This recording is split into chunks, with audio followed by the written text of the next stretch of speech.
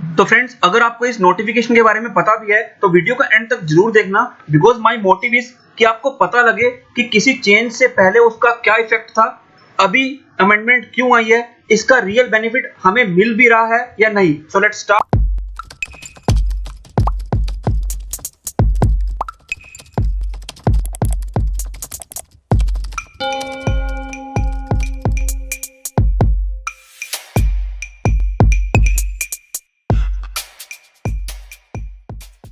तो guys, notification number 43 issue किया 16 मई को। इसने फाइनेंस एक्ट 2020 के सेक्शन 128 को इफेक्टिव किया 18 मई 2020 से। तो ये फाइनेंस एक्ट है, पेज 57 में section 128 of finance act amend करते हैं सीजीएसटी एक्ट के सेक्शन 140 को। ये सीजीएसटी एक्ट है सेक्शन 140। हम सब सेक्शन 1 को एक बार रीड करते हैं। सेक्शन 140 क्या बात करता था कि जीएसटी आने से पहले आपका कोई क्रेडिट पड़ा हुआ है सर्विस टैक्स का या वैट का, आप उसे कैरी फॉरवर्ड कर सकते हो bye filing form ट्रान 1 with in which time period. उसके लिए आपको रेफर करना पड़ता था सीजीएसटी रूल 117, मतलब विद इन 90 डेज आपको एप्लीकेशन फाइल करनी पड़ती थी। फिर गाइस, एक लैंडमार्क जजमेंट आई थी in the case of Reliance electric. इस जजमेंट ने टाइम पीरियड को एक्सटेंड किया था, बिकॉज इस जजमेंट में क्या बोला गया था कि ये जो 90 दिन का टाइम पीरियड लिखा गया है, ये एक प्रोसीजरल टाइम पीरियड है। अगर किसी पर्सन ने ट्रान 1 को फाइल नहीं किया with in this time period, तो ये हमारे वेस्टेड राइट को हमसे छीन नहीं सकता है। तो अकॉर्डिंगली हमें अपने सर्विस टैक्स का और वैट के क्रेडिट को कैरी फॉरवर्ड करने के लिए अलाउ किया जाए।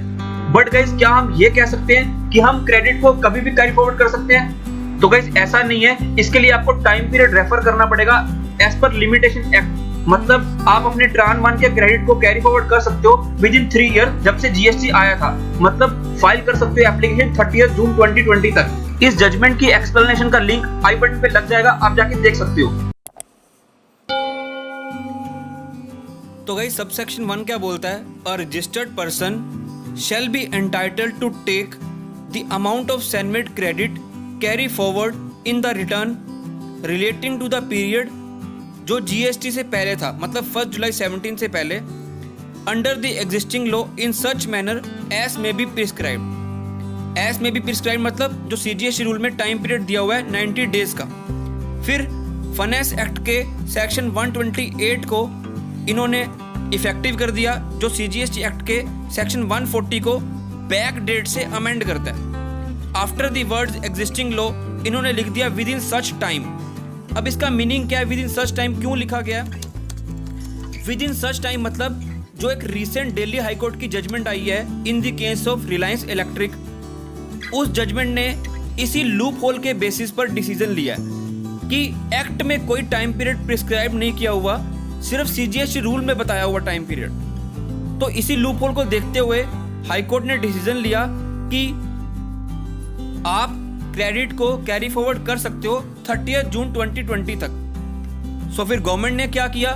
लॉ को अमेंड कर दिया बैक डेट से और इस नोटिफिकेशन को इफेक्टिव कर दिया 18 मई से। So now the question is, क्या गवर्नमेंट ऐसे कर सकती है कि अगर कोई हाई कोर्ट की जजमेंट टैक्स पेयर के फेवर में आ जाए, उसके बाद क्या लॉ को अमेंड कर सकती है? तो इसको गाइस चैलेंज किया जा सकता है ड्यू टू कॉन्स्टिट्यूशनल वैलिडिटी।